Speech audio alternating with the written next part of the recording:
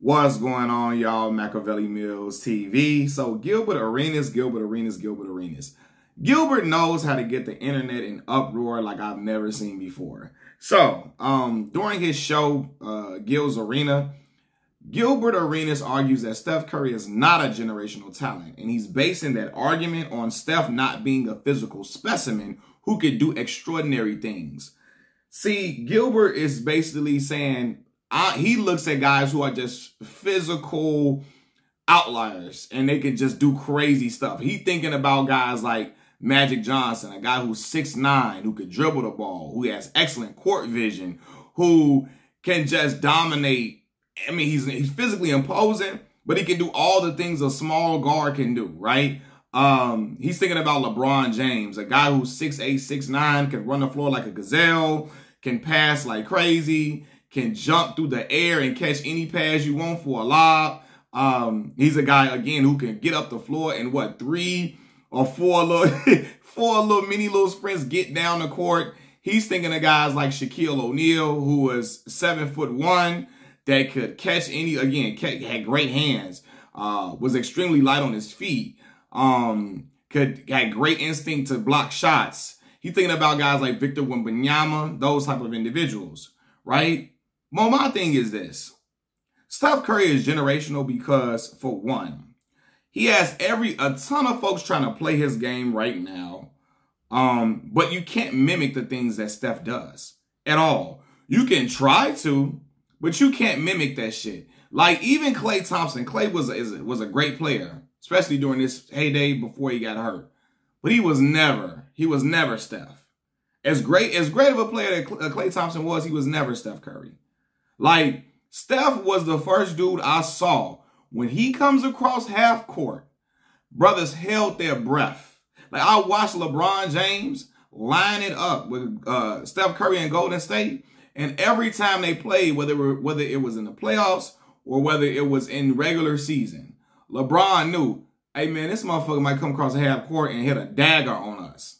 Like, and we have to guard this mug like all the way through and through. You can't be slipping. You can't miss no defensive assignment on him. He will make you pay. And he's not a set shooter. This dude can hit shots off of the dribble. Most dudes that shoot like Steph had to be set. They couldn't get their own shot. They couldn't create it. He could create it off of a damn crossover and then walk into that motherfucker. Like, that shit was just different. And I'm going to say this, man. Steph Curry, two-time league MVP, the first unanimous MVP selection. Now, I'm a guy who think LeBron should have been unanimous one of the years he won it. But regardless of that, he wasn't. Steph was the first unanimous. I believe Shaquille O'Neal should have been unanimous I believe Shaq should have been unanimous when he won, for real. Without question. But he wasn't. Steph Curry was. And he was because his shit was just so dominating. And it was like it was effortless to him because he didn't really have to break a sweat for you to get 30. Like, for you to be in fear. And you had to create defenses around stopping dude. That was just the craziest shit. Like, I promise y'all, when I watched Steph and them play, like, especially when Golden State was in a heyday, because they had Klay, and then when you had Kevin Durant, you couldn't even double nobody. You double Kevin Durant, Steph wide open. You double Steph, KD wide open. You double KD you double KD or Steph, Klay Thompson wide open.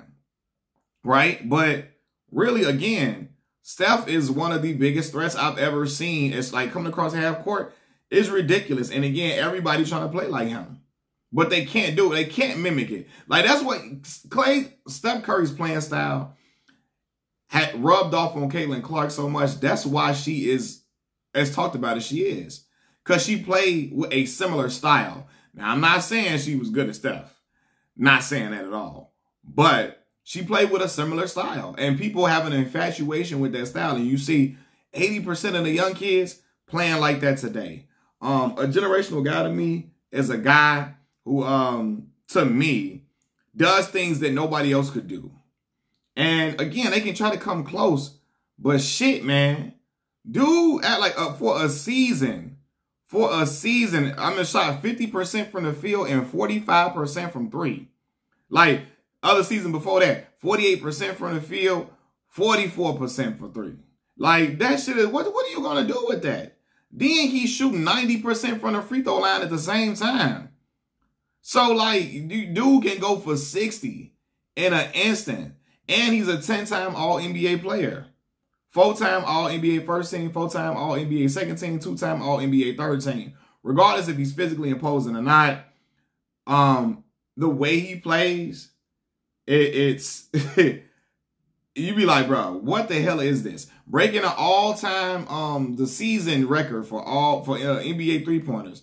Then became all-time leader in three-pointers in NBA history. What was it? When did he do that? 2022? When did Steph break that record? 21 or 2022? I believe it was 2022 season that he broke that Ray Allen record, right? That's when Spike Lee was on the floor taking pictures. Spike was taking pictures of that because he knew, hey, man, this is generational. And Steph still got time to keep going. Now, again, he's 36 years old, just turned 36. So he got a few years in him still to still put up astronomical numbers. And to think early in his career, he suffered from ankle injuries that kind of held us back from possibly getting Steph sooner. Now, Monte Ellis was on that team too. So we know Monte was going to get his, you know what I mean? But he had them ankle injuries at first that kind of slowed him up and kind of took him off his square a little bit, man. And it wasn't allowing him to really get off the way he wanted to. But now, hey, man, we seen this dude do things that you be like, yo, this is remarkable. This is remarkable, man. So, again, yeah, Steph is 6'3". He's a small guy. He's not muscle bound and none of that. But to me, that's how you know the dude just generational. He's not a big guy. He isn't the quickest guy. He doesn't have, he don't got a better handle than Kyrie. He got a nice, great handle, though. Great handle. He doesn't have a better handle than Kyrie or flashy handle like Allen Iverson per se, but always able to get his shot off, always able to shake off defenders for the most part, get separation for his shot, quick trigger release, and just a very efficient dude. Now, he got 4 chips. He only got 1 NBA Finals MVP to me, which is fair because Steph only really been, he had some good final performances, but the only great finals performance I remember was 2022, right? When Iguodala won, Steph wasn't great that series. When Iguodala won, when he won Finals MVP in that 2015 year when they played the Cavs, right? Kevin Durant was obviously MVP for the other 2, and then Steph got it the last time around, and I think that was the right way to go. But still, man, generational talent, 2-time NBA three-point contest champion, NBA steals leader, 2-time NBA scoring champion, NBA 75th anniversary team. I said 10-time All-NBA player, 10-time NBA All-Star, 2 league MVPs. Yeah, dog. The writing is on the wall. Generational. And then when I talk about, especially in the recent years, because Golden State ain't been Golden State like that. Well, they won in 2022, so what the fuck I'm talking about. But what's the year when they missed the playoffs? Was that last year? Damn, was that last year? When did they miss the play? God, I'm trying to remember. Hell no. Whatever year, he went crazy. Then this past season they missed. He still put up 26 a game and was doing every single thing for them because they needed Steph. Steph was having to be outstanding, outstandingly great for them to even be close to playoff contention. For them to even have any type of hope of playoff life, Steph had to be brilliant, and he was. It's just the team wasn't brilliant with him. You know what I mean? And yeah, man, like, Steph generational without question, bro. I don't care what nobody talking about. Y'all gotta cut that out. That dude, all-time great, man. You gotta tip your hat to him. Machiavelli Mills TV, I'm out. Peace.